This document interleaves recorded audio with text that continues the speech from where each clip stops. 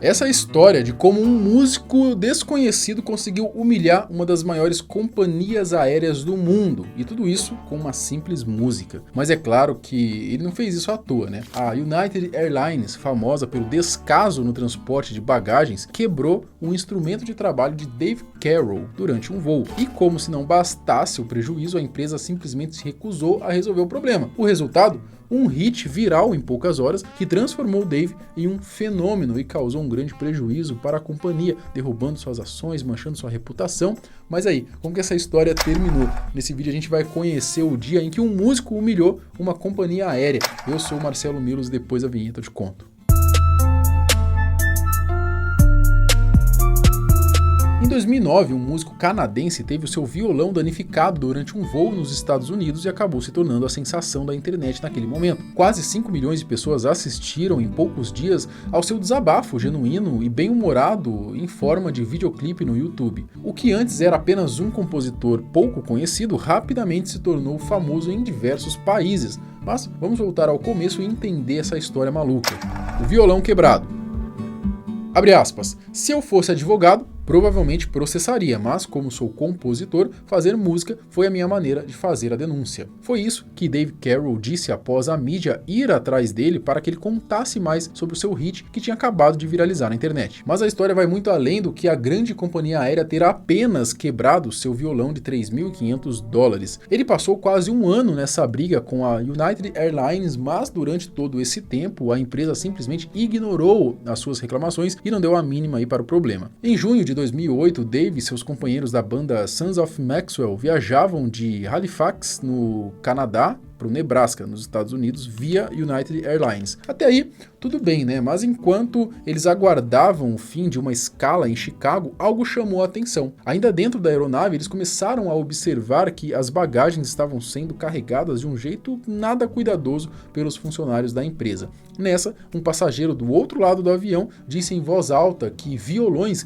estavam sendo lançados pelo ar. Dave e a banda já ficaram desesperados, hein? E um deles foi checar o que estava acontecendo. Assim que perceberam o que estava rolando, Carroll foi até as aeromoças da empresa para alertá-las de que os funcionários lá embaixo estavam jogando as bagagens de qualquer jeito, incluindo itens que claramente não deveriam ser tratados assim. Mas, para surpresa, as funcionárias simplesmente ignoraram o aviso como se nada tivesse acontecendo. Dave só conseguiu conferir o estado do violão quando aterrissou em Nebraska, e foi aí que ele teve a confirmação do que já suspeitava: seu violão estava todo destruído. Quando ele foi reclamar do violão quebrado 6 dias depois, a companhia aérea disse que era tarde. Depois informou que a queixa deveria ter sido feita ainda em Chicago. Foi aí que começou a sua saga de um ano tentando reaver os seus direitos. Enquanto isso, a companhia aérea simplesmente ignorava suas reclamações e jogava a culpa para longe, alegando que não tinham nenhuma responsabilidade pelo que aconteceu. Dave tentou de todas as formas resolver o problema, mas a empresa se recusava a assumir qualquer tipo de responsabilidade pelo ocorrido. Eles simplesmente negavam tudo, enquanto ele ficava no prejuízo com seu violão Taylor de mais de $3.000 destruído. This is an expensive piece of equipment.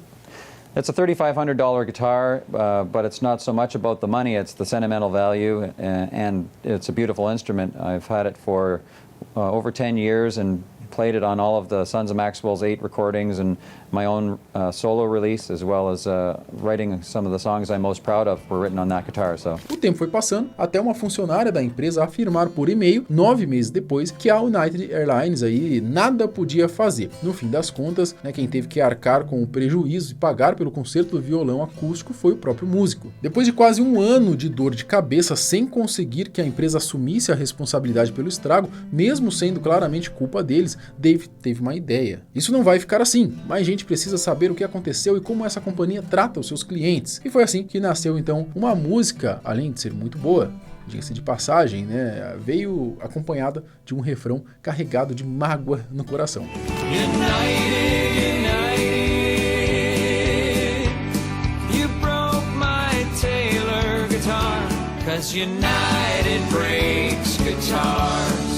United Breaks Guitars foi um sucesso instantâneo. A música viralizou rapidamente, alcançando milhões de visualizações e fazendo com que a história de Dave ganhasse o mundo. E claro, né, isso não poderia passar despercebido pela vilã da história, não é? A United Airlines finalmente teve que encarar o estrago, e eu não tô falando só do violão não. Um dia após a publicação do vídeo, o jogo virou. A companhia aérea procurou o Dave e ofereceu compensar o prejuízo, só que com uma condição. Em troca, o seu videoclipe, que estava acabando com eles, né, de um jeito bem humorado, deveria ser retirado do ar. Aí sentiu, né? Aí sentiu, mas na hora de resolver o problema do cara, não quis, né? Obviamente, Dave não aceitou, achou injusta a tentativa da United ao tentar calá-lo tão facilmente. Além do mais, né, ele e a sua banda, que nem eram tão conhecidos assim, agora estavam famosos no mundo inteiro. Carroll disse que soltou a música, mas não imaginava que iria fazer tanto sucesso assim. A sua ideia era expor mesmo as companhias para que houvesse um melhor atendimento ao consumidor, né? Já que sabia que isso que aconteceu com ele também acontecia frequentemente com outras pessoas. A verdade é que mais de 15 anos se passaram desde esse incidente até hoje, né? Vez ou outra surgem relatos aí de como